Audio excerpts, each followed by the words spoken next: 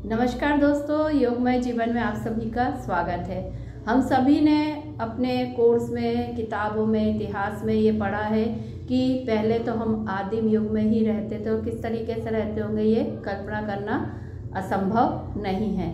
लेकिन लगता है कि लोग वापस अब उसी दिशा में पुनरागमन कर रहे हैं और उसी संस्कृति को अपनाना चाह रहे हैं, जबकि वो ये नहीं सोच रहे हैं कि उन सारे अनुभवों के बाद, उन सारी चीज़ों को देखने के बाद ही हमारे जो भी रहे होंगे बुजुर्ग और जो भी हमारे पुराने समय के लोग, उन्होंने एक सामाजिक संरचना, एक व्यवस्था बनाई जिसमें सारे संस्कार बनाए, विवाह का जो है सिस्टम बनाया। अब हम उसी को बर्बाद करने पर तुले हुए हैं। लिव इन जैसी अनैतिक और असामाजिक बुराई को वापस हमारे यहाँ जगह दी जा रही है और दुर्भाग्य और विडंबना देखिए कि हमारे यहाँ से कानून से भी उसे मान्यता प्राप्त होगी, जबकि मुझे नहीं लगता कि ये कहीं से भी किसी भी दृष्टिकोण से उचित है। ये तो वो घड़ी डिटर्जेंट साबुन के विज्ञापन है ना, पहले इस्तेमाल करें फिर विश्वास करें, उसी टाइप का कुछ मामला बन गया है, जो कि एकदम ही उचित नहीं है। ना ही साइंटिफिकली ये सही है, ना ही स्वास्थ्य की दृष्टिकोण से ये सही है, ना ही हमारे सामाजिक मान्यताओं के अनुसार ही ये सही है।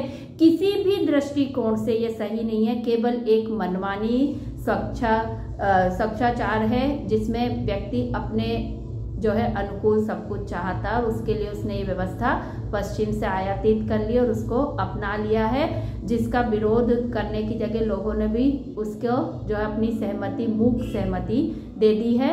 तो अब जब इतनी सारी घटनाएं हो गई, इतनी बच्चियां लिव इन में रहने की वजह से मार दी गई हैं, उसके बाद भी यदि हम नहीं जाग रहे हैं तो फिर तो हम सोए हुए लोग ही हैं। सोते ही रहें तो ठीक है, क्योंकि हमारी बच्चियां भी नहीं समझ रही कि लिव इन उनके लिए कितना खतरनाक है। कैसे लोग जो है अपने जो है सारे काम हो जाने के बाद एक लड़की को बिल्कुल जैसे हम डिस्पोजेबल आइटम को फेंकते हैं उस तरीके से फेंक देते हैं, मार के डस्टबिन में डाल देते हैं।